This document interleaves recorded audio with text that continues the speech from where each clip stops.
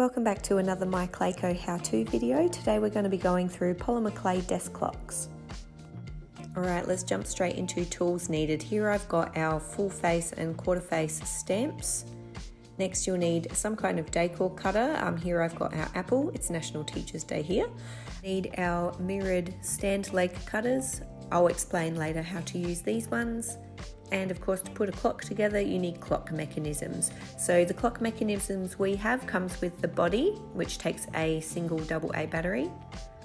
It also comes with a nut and washer. And then we've got 3 hands, a second hand, a minute hand, and an hour hand. There are a couple of ways to fill in your clock stamp numbers. Today I'm going to go through using our number cutters because I find that's the simplest way. So as I said before, I'm going to be using our apple decor cutter. So with the apple, I'm going to use this butter yellow Sculpey clay, just so it has a nice clean base color, and then if I want to add additional colors, I'm adding darker colors onto a lighter colored clay. To make sure that my clock mechanism is going to fit onto my polymer clay piece, you want to make sure that it's around 2 millimeters thick, so you can use depth guides for this, or you can simply roll it out in your pasta machine if you have one. Once I've got my clay burnished, I'm now pressing down with my decor cutter just to stamp out my shape. Decor cutters are larger, you do have to put a little bit more pressure onto them just to make sure that you've cut and stamped all evenly around your piece. Once we take it off, we just peel the clay away, and now we have our clock face. My clock face, I'm going to stamp out the numbers. I'm going to use just the quarters today just to save on time, so you only have to see me putting a couple of numbers on.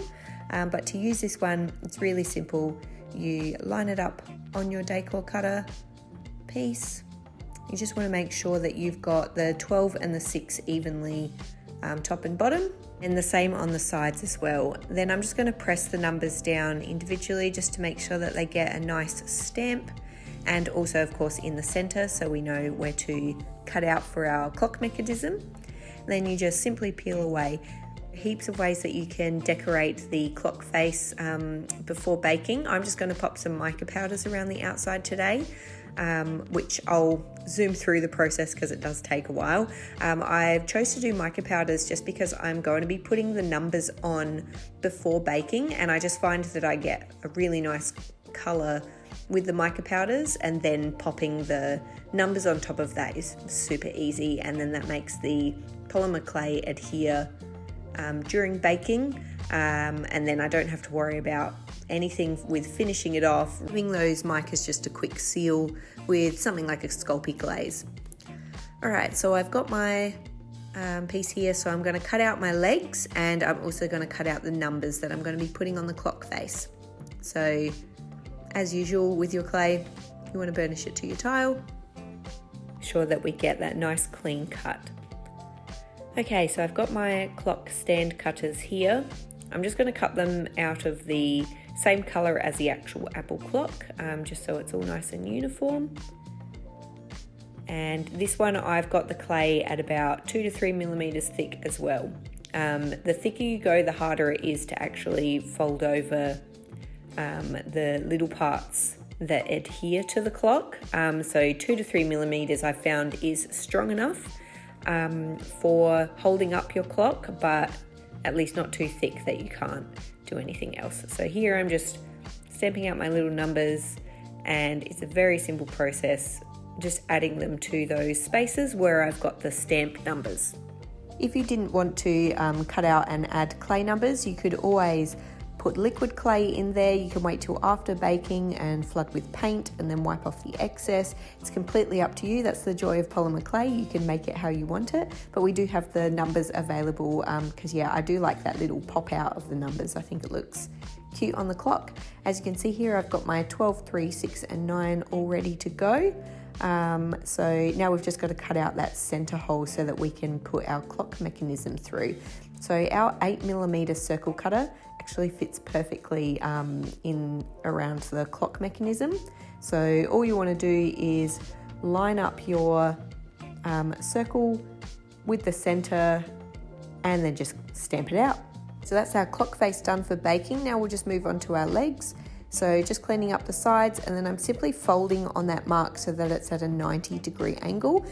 This folded part is what you'll actually glue or bake and bond on the back of your clay piece, just so that your clock has something to stand on. Here we have all of our polymer clay pieces for our clock, and they're ready to go get baked in the oven.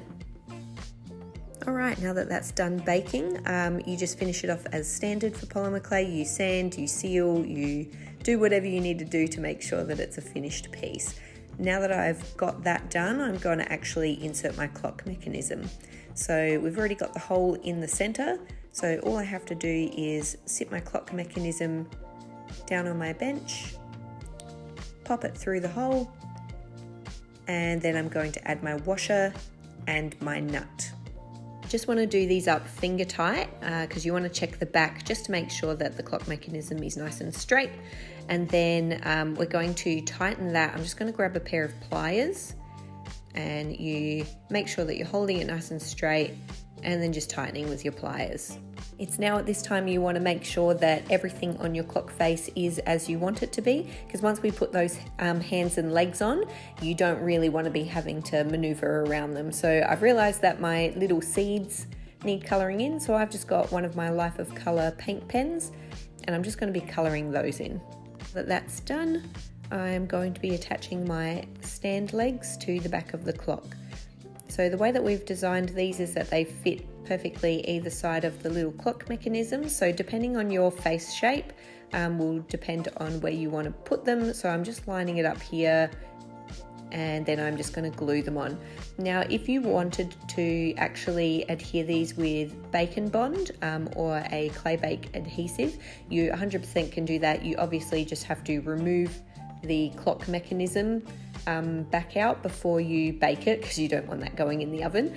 But yeah, I find the easiest way is to use a really good quality super glue. So we use the Loctite gel control super glue, use for our jewelry making as well as our decor making. So it's really easy to control with the gel control little squeezy sides, and also it's super strong.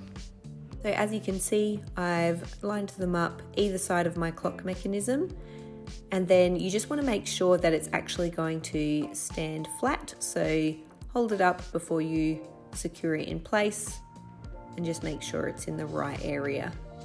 Now that our legs are stuck on, we can attach the hands. So we've got the second, minute and hour hand. So first one we're going to be putting on is our hour hand, which is the smallest, shortest one of them all.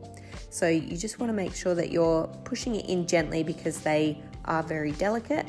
You put it on the lowest round, and then you put the minute hand on the second one, so you can see they're sitting apart from each other.